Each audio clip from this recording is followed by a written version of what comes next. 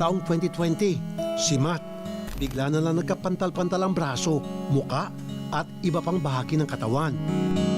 Diagnosis ng doktor nung una, allergy. Ngunit nung matapos ang lockdown dahil sa pandemic at nakapagkonsulta na siya ng maayos, Sabi po ng doktor is acute leprosy po.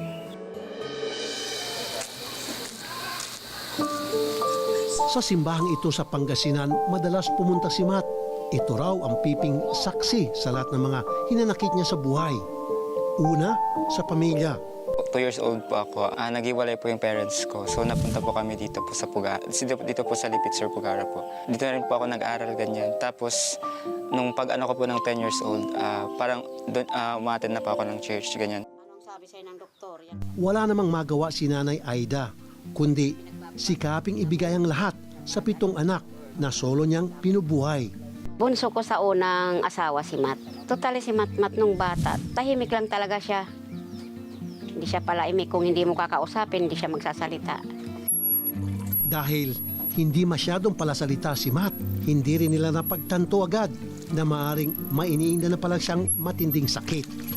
Nagsimula raw ito sa mayat mayang pananakit ng katawan. Noong 2018 po, kapag nagbubuhat po ako ng mabigat since nagtatrabaho po ako ganyan.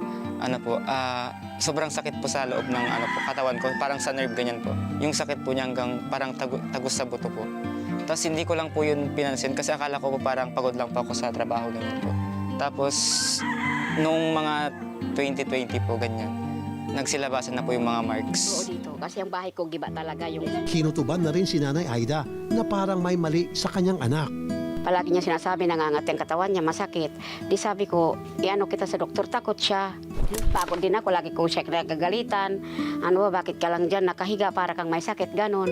Di siya may imik. Sabi ko, sabihin mo sa akin ang totoo, nanay mo ako kasi ayaw kong mawala ka sa akin.